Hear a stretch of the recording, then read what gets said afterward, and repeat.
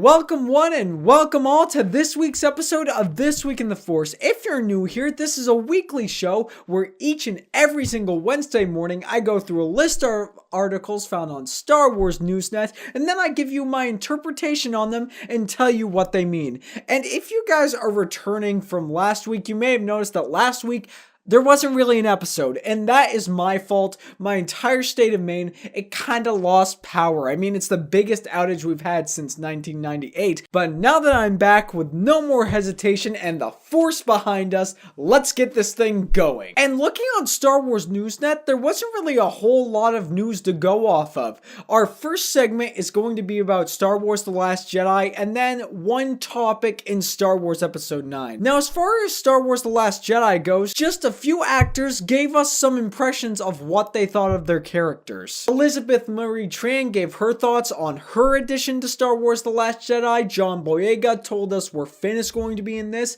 And more importantly, Mark Hamill, Luke Skywalker himself, told us how Luke's mindset is going to be in a very, very dark and very intriguing place in this. So much dark stuff has happened to him since the events of Return of the Jedi that he's in a really, really uncompromising, unmoving place, and he just doesn't want to move anymore. He doesn't want to start a war. He doesn't want to go back into the Force. He's just really, really in a place that nobody would ever want to be in, and honestly, I love that. Now, there's no time like the present, so let's move on to Star Wars Episode 9, where Mark Hamill once again had some stuff to say, this time about Princess Leia and Carrie Fisher, R.I.P. Carrie Fisher as always, and her involvement in Star Wars Episode 9. Han Solo had such a prominent role in Episode 7, and Luke Skywalker was supposed to have more of a prominent role in Episode 8,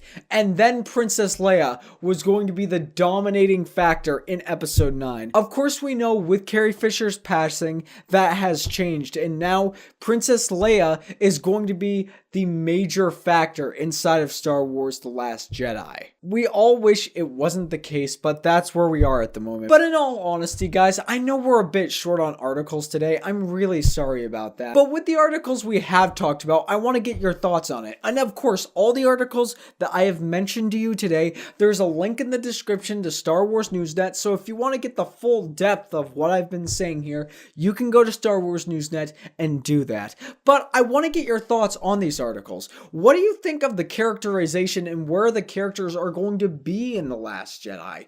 And what do you think of the fact that Carrie Fisher was supposed to have a more dominant role in Star Wars Episode 9? Whatever your thoughts may be, leave some comments down below so we can get a conversation started. Now, as many of you know, since Star Wars Rebels Season 4 has started up, I have been doing a recap of each episode each and every week they've been coming out.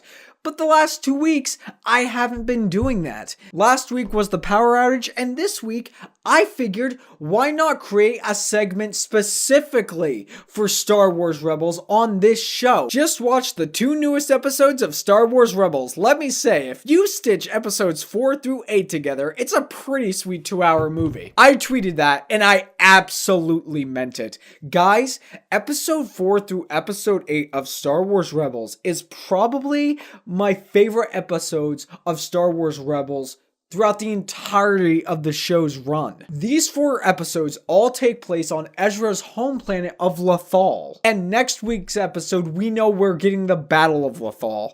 But these 4 episodes, it starts out as a mission to discover the plans for the Empire's newest TIE Defenders. One thing leads to another, and Kanan, Ezra, Hera, and all of our other crew on this show, they get the plans for the TIE Defender, but not before running into some complications. Those complications being Grand Admiral Thrawn himself. And let me tell you, Grand Admiral Thrawn, he doesn't have a lot of screen time within these episodes, but when he's on screen, he is so menacing. In episode 4 through episode 8, we were wondering when we were going to get to this, but we learned more about Lothal. We learned about the Loth cats. We learned about the Loth wolves.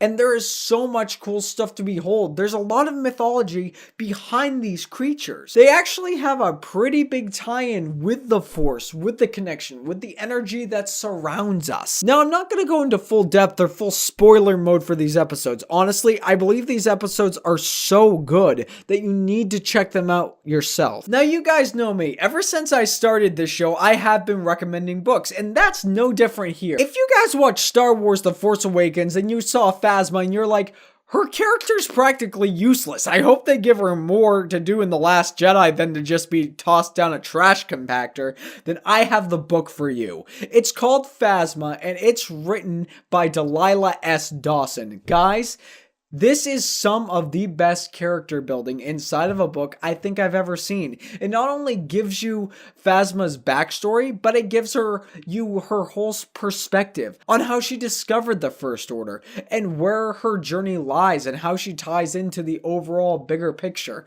It's a really, really fantastic read. And now I have something else I need to suggest to you guys. Now, this isn't an affiliate, it's not a sponsor or anything.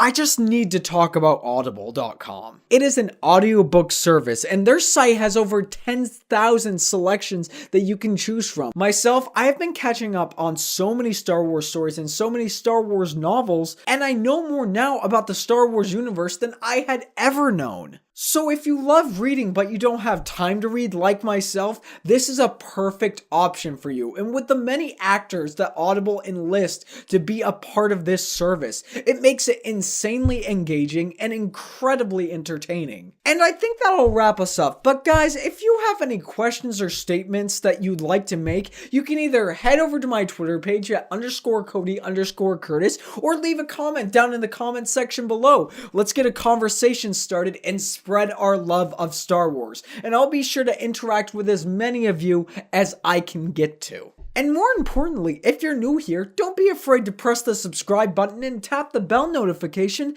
so you'll know whenever more content, and more specifically, new episodes of this show will be up on the channel. And thank you so much for showing up. And as always, I hope you have a fantastic rest of your day. May the Force be with you, and I'll see you all next week.